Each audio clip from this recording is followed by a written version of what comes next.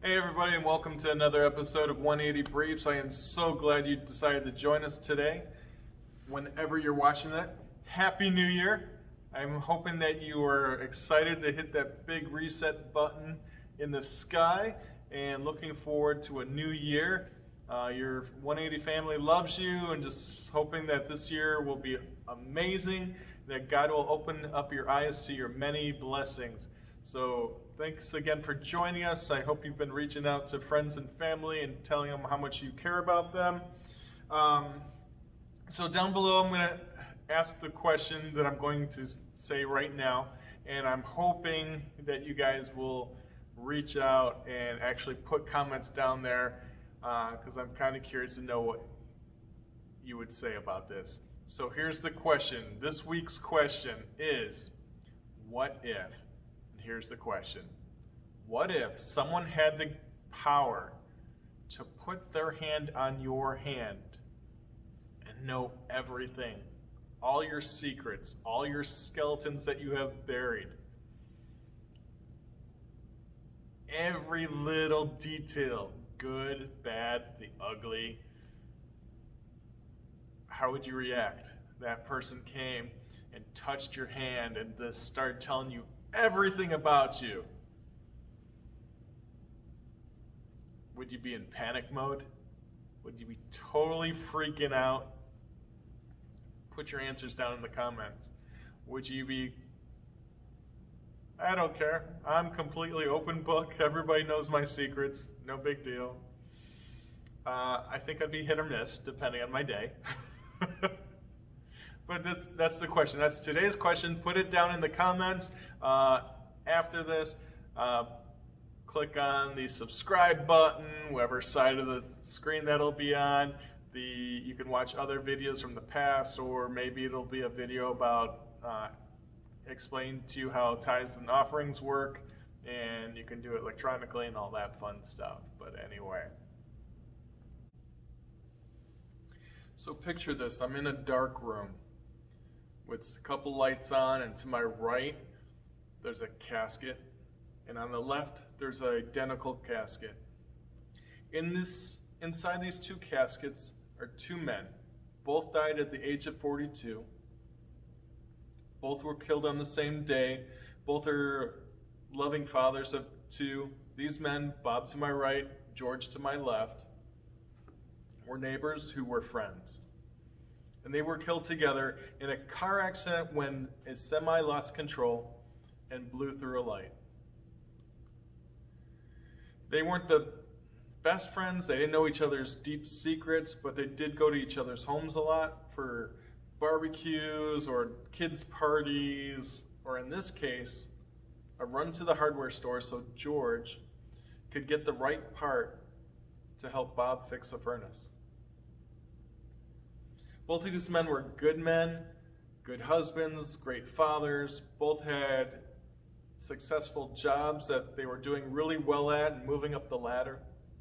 They both had lots of friends and family and were well liked by all and are going to be big time missed.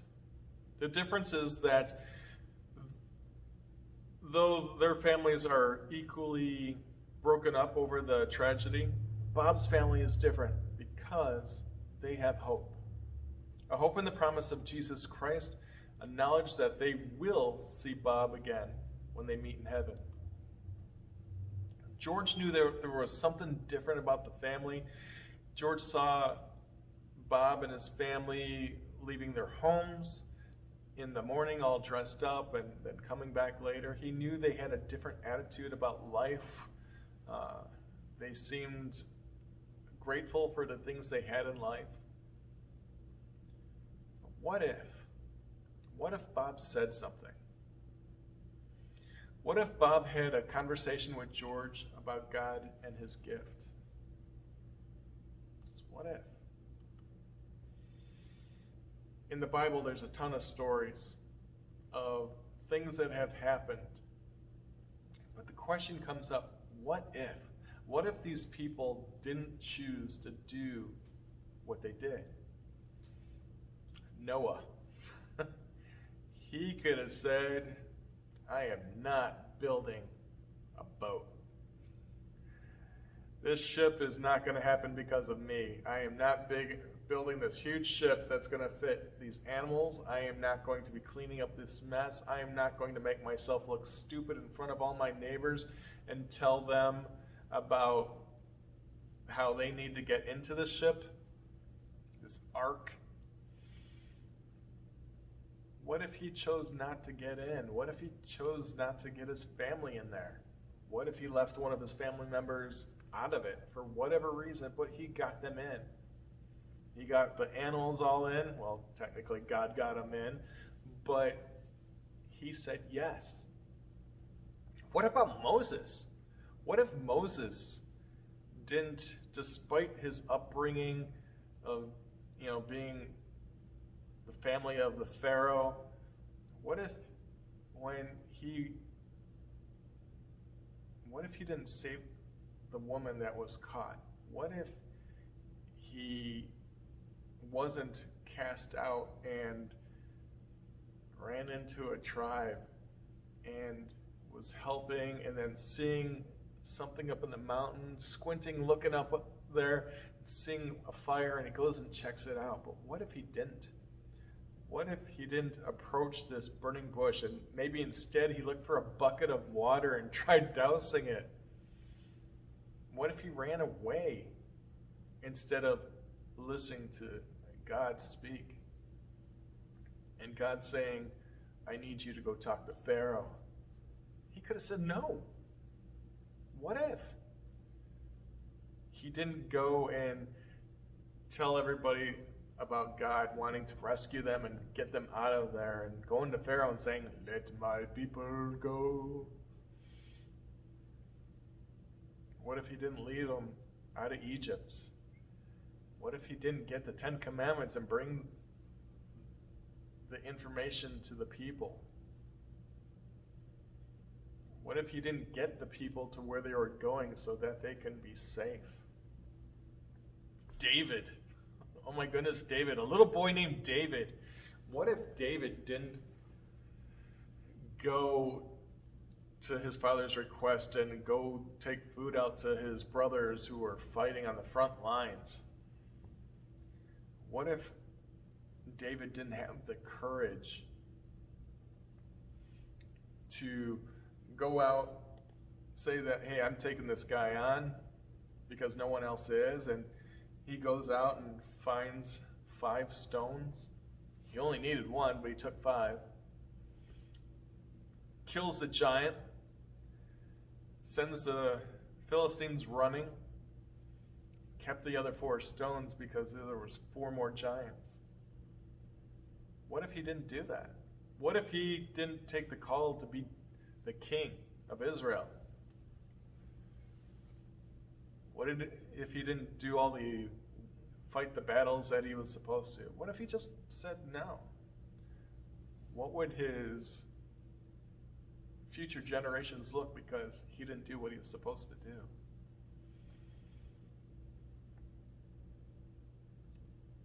What about the disciples? What if Peter and Paul and all the other guys just said, no, we're going to do what we're doing. We're going to do fishing. I'm going to keep collecting taxes. I'm not going to follow this guy who comes from a place that nothing ever good comes from. What if they didn't choose to say, let's drop everything. Let's drop our families. Let's drop our jobs and follow this guy and listen to what he's got to say and do the things that he asks us to do? What if they didn't choose to listen to Jesus and they didn't go and do the healings that they did? What if they didn't listen to Jesus and go tell the stories of him? Jesus. What about Jesus? What if Jesus said no? In heaven, he's telling God, no, those humans, they brought it onto themselves. They deserve what they got coming. What if he chose to do that? And when he did choose to come down and save us from ourselves, what if he didn't heal those that he healed? What if he didn't feed 5,000 so that they would sit around and listen to his stories and understand that there's hope. What if he didn't do the ultimate sacrifice to save ourselves from sin? And when he was gone, what if the disciples didn't then follow up and do what they were going to do in the future and start the church and start going all over the areas and beyond to preach the gospel? What if they didn't do that? What if they didn't tell the story? And then way into the future, what if people like Billy Graham or Mark Finley or other church leaders didn't do what they were going to do? If Billy Graham didn't do all his evangelistic series and all the people that have turned to Christ, or Mark Finley, all the ones that he's done, or all the other evangelists, if they didn't do it and help lead people to Christ and give them the truth, or Martin Luther King, all the, standing up for civil rights and all the amazing things he did, or people who discovered things. What if they chose not to do it? What if the guy who started proving about electricity and started using, the guys that started using things with electricity and creating things that electricity helps and creates and all that, or penicillin?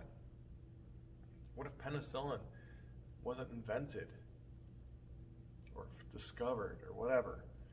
All the people that would have died in wars and from diseases and all the other medicines.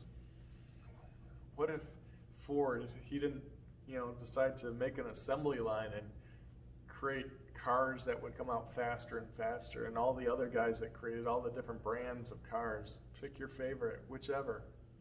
What if Tesla didn't do his things? What if with all their gifts that these people had, they chose not to do? What about you? As we start this whole new year, we survived 2020. We survived all the things that led up to this point. What about you? What are you doing? Are you spending time with God? Are you spending time in the Word? I'm looking off to the side because I've got a Bible sitting here. Are you finding like a dark place and maybe spending time just saying, God, I'm listening. I've shut out the rest of the world. I've gotten to a quiet place so I can maybe hear your voice call to me.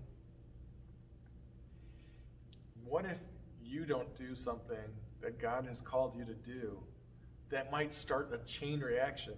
Maybe God is calling you to start or participate in a specific worship service, or maybe He's asking you to write a book. Maybe He's just wanting you to share your testimony with just one person.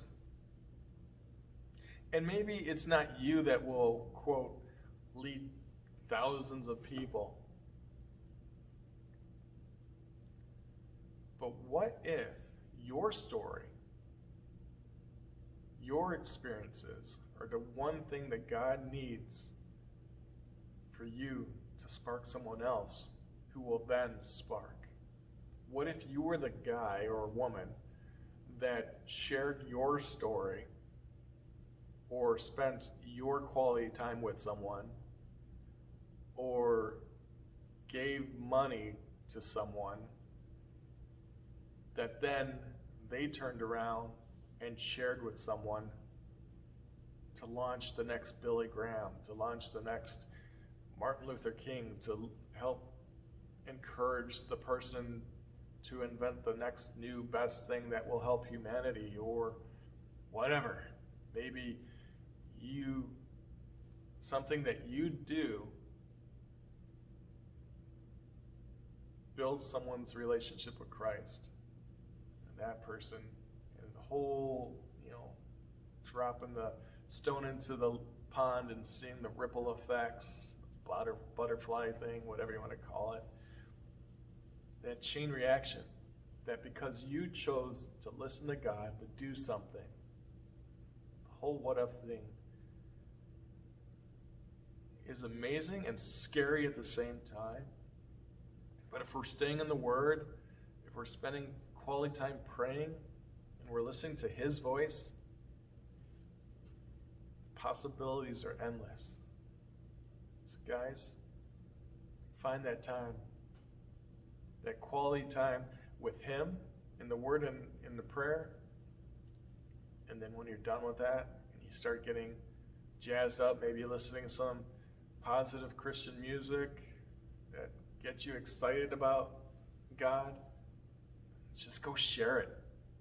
Spend time doing that, and 2021, no matter whether it gets amazing or worse than 2020, if we have the things that I mentioned, 2021 is going to be awesome, one way or another. Love you guys. I hope you are having a great new year so far. It's only, day 2? If you're watching this, maybe day 3 time you're watching this. Just want to say I love you guys. I miss you guys. I am looking forward to seeing your faces, especially without masks. But again, in the comment section, leave comments, and hopefully you answer that question that I mentioned earlier. Love you guys. Talk to you later. Bye-bye.